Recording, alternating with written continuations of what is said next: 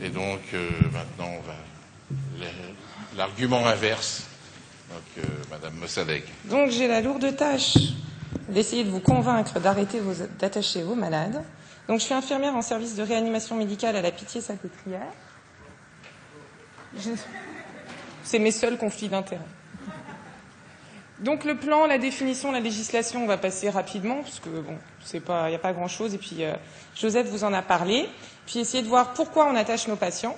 Et je vais essayer de vous démontrer des arguments pourquoi vous ne devez pas les attacher. Donc, la définition, il n'y en a pas vraiment. C'est de l'HAS. Bon, il n'y a rien. En fait, finalement, la seule importance, c'est une mesure d'exception temporaire. La législation française, elle est relativement floue sur le sujet. Il n'y a pas réellement d'encadrement législatif. La seule chose qu'on sait, c'est que c'est une prescription médicale. Alors, pourquoi attachons-nous nos patients? Parce que comme ça, ils ne tomberont pas, ils ne vont pas s'arracher la sonde gastrique, la sonde d'intubation ou tout dispositif qu'ils ont. Ils ne vont pas s'enfuir du service.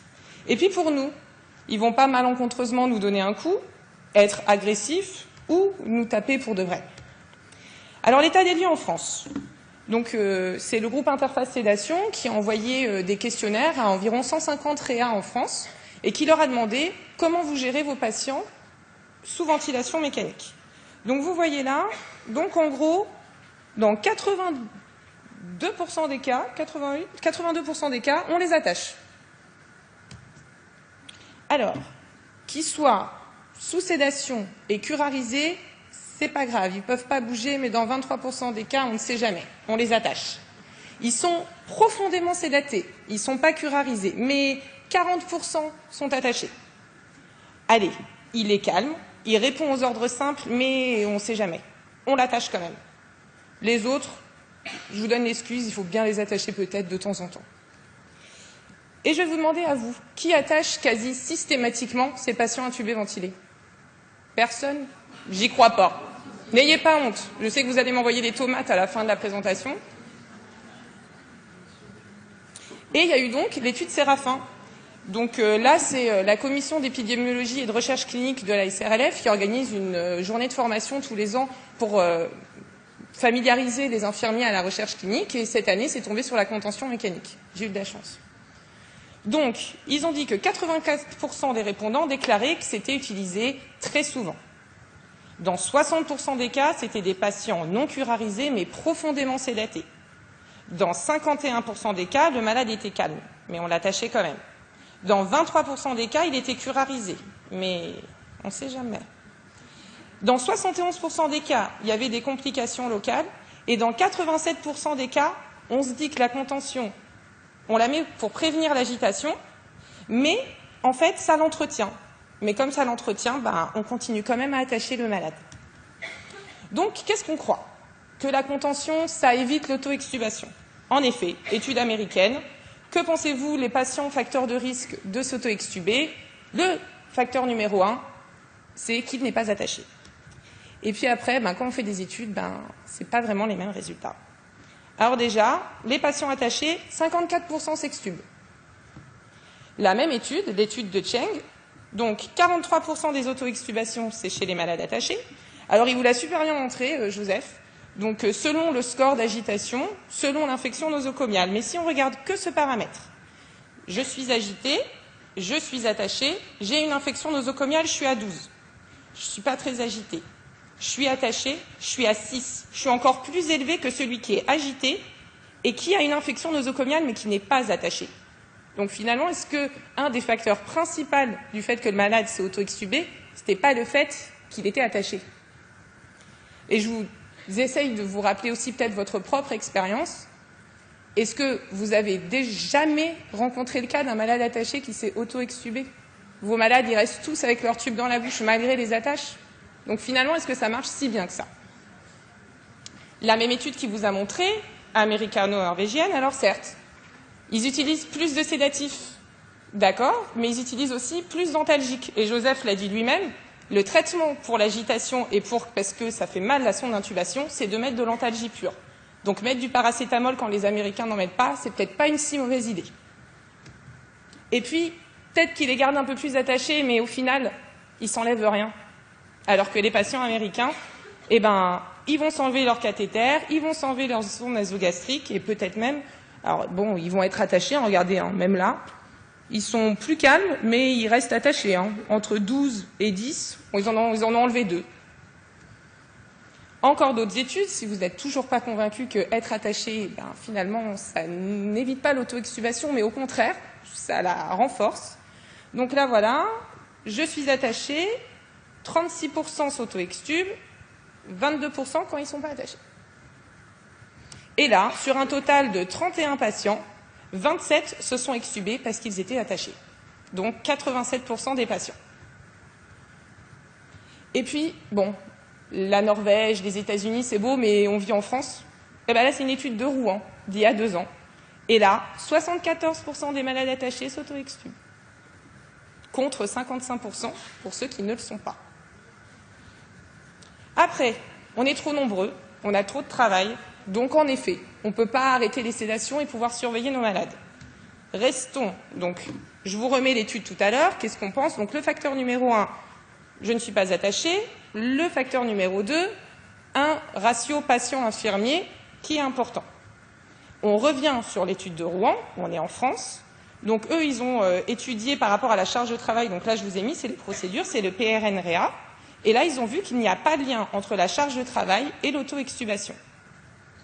De la même manière, toujours dans le questionnaire qui a été donné, entre les gens, les services où on attachait quasiment pas les patients et les services qui attachaient systématiquement leurs malades, on avait exactement le même nombre de patients pris en charge par les infirmières. Et là, par rapport à la charge de travail, c'est pareil, je vous amène à votre expérience. Un malade qui n'est plus trop sédaté, se réveille, est attaché, il va lutter contre le ventilateur, donc il va avoir une alarme, donc vous allez rentrer dans la chambre. Généralement, vous allez le retrouver la tête dans les barrières, à moitié en vrac. Donc la charge de travail, vous n'avez pas pu rester à son chevet, vous allez le réinstaller 15 fois en priant le médecin, mais quand est-ce qu'il va me remettre les sédations? Et enfin, la contention pour gérer le délirium et l'agitation. Donc généralement, quand on essaye de les attacher, ça aggrave la chose. On a plein de protocoles, l'insuline, les catéchos, la douleur, la sédation. Pour l'agitation, il n'y a rien. Enfin, c'est très rare. Si, il y a une case où on dit vous pouvez attacher le malade, mais comment vous surveillez la contention? Qui décide de l'enlever? C'est toujours moins bien précisé. Il existe des programmes de prévention du délirium et de l'angoisse. Donc c'est protocoliser l'indication. Essayez de voir, votre patient il était psychotique, alcoolique, quand vous allez le réveiller, si vous lui avez rien donné que son G5 et de la vitamine C, c'est sûr, le réveil va être relativement agité. Donc essayez de voir dans les antécédents du malade, en parlant avec la famille, avec son médecin, pour essayer de prévenir ces choses-là. Vous faites une première tentative, vous le réveillez, il est à l'ouest, vous allez faire quoi? Le laisser à l'ouest en se disant oui, à un moment, ça va être bon, je vais pouvoir l'extuber parce qu'il est agité. Vous allez le resédater, puis il y a d'autres techniques de mettre en place, des neuroleptiques, des anxiolytiques, qui peuvent vous permettre d'avoir un réveil plus calme de votre patient. Donc lui, il sera moins bien, lui sera beaucoup mieux, je veux dire, et vous aussi, parce que vous n'aurez pas cette angoisse de dire il va s'auto-extuber, il faut que je l'attache, il faut que j'explique à la famille, et à un moment, il va falloir que je remette les sédations. Donc voilà différentes études. Donc, pour faire rapide, CAM-ICU, c'est en fait un outil, comme vous aurez le score de RAS, de SAS pour avoir la sédation et l'agitation. Là, c'est une échelle qui peut vous permettre d'évaluer l'agitation et le délirium de votre malade. De là, il y a des équipes qui ont fait des algorithmes pour essayer de minimiser l'utilisation des contentions, avec donc tout un système où en fait il y a une éducation, un programme, comme vous allez avoir un cours sur la ventilation mécanique. Eh ben, ça peut paraître, oui, attaché, mais l'agitation et le délirium, ce sont aussi des symptômes à prendre en compte chez votre malade. Et c'est des choses, après, vous pouvez mettre en place aussi des protocoles ou une démarche à suivre, en tout cas dans votre service. Si vous y êtes sensibilisé, vous aborderez peut-être les choses différemment. Ici, c'est quelque chose de canadien, donc le jeu de mots, si vous enlevez le K, not so fast, c'est pas si vite, et avec le K, not so fast, c'est un nœud rapide. Donc en fait, c'est pour essayer que les gens diminuent l'utilisation des contentions dans les services de soins intensifs. Et une étude a montré, je ne vous montre pas les résultats, qu'en fait, quand on arrive à évaluer correctement le délirium et l'angoisse du malade, eh ben, on arrive à diminuer les contentions une fois que les infirmiers et le personnel soignant sont formés. Alors, ça, c'est pourquoi il ne faudrait pas le faire, mais c'est surtout que la contention a des effets délétères. Outre le fait que vos malades s'auto-extubent plus que s'ils ne le sont pas, alors, ils s'en souviennent peut-être pas, mais ils ont des souvenirs erronés. Ils se souviennent de quelques petites choses. Là, vous voyez sur l'étude que vous a montré d'ailleurs Joseph tout à l'heure, c'était 50 patients qui ont été interrogés, donc un seul seulement se souvient vraiment avoir été attaché. Mais les autres, ils se souviennent de quelque chose. Ils se souviennent qu'on leur a dit « il ne faut pas faire ci, il ne faut pas faire ça », mais ils ne pouvaient pas s'en empêcher. En effet, la cause de stress numéro 1, c'était l'hallucination et l'intubation, mais c'est des gens après qui vont garder des terreurs nocturnes et des cauchemars. Et là, dans une autre étude, on montre qu'au contraire, ils s'en sont souvenus. Donc, vous voyez, 43% s'en sont souvenus. Et sur ça, ils s'en sont souvenus et ils ont dit que ça les avait gênés modérément ou extrêmement donc vous voyez, sur 43, 37 patients. Et le syndrome de stress post-traumatique. Donc, en effet, comme vous l'a dit Joseph, il n'y a pas de lien direct, mais c'est un des 3 facteurs de risque du syndrome de stress post-traumatique. Ça veut dire que 23% des malades qui ont été attachés ont plus de risques de développer un syndrome de stress post-traumatique avec donc des souvenirs erronés, des hallucinations, de la dépression, de l'anxiété, de la panique, enfin comme s'ils avaient fait la guerre du Golfe, quoi. Donc en conclusion, je ne vais pas vous dire n'attachez jamais vos malades, mais la contention systématique, elle ne devrait plus exister aujourd'hui pour les patients intubés. L'agitation et le délirium, ce sont des symptômes importants qui sont primordiaux à prendre en compte, comme la douleur, comme la sédation, comme les catéchos. Pourquoi le confort du malade, ça passe pas en dernier? Il y a beaucoup de conférences de consensus qui ont paru comme quoi le confort et le bien-être, c'est important. Mais finalement, on l'attache et puis à un moment, quand il aura arrêté de délirer, ça ira mieux, il sera mieux. Il faut du coup repenser l'organisation des soins. Je ne sais pas, nous, avant, nos médecins, ils passent à 9 h du matin, ils arrêtent les seringues de sédation alors qu'on est dans une chambre à côté. Vous leur expliquez, si je ne l'ai pas arrêté, c'est parce que je n'ai pas fini, j'arrêterai les sédations une demi-heure plus tard quand je serai en mesure de surveiller mon malade.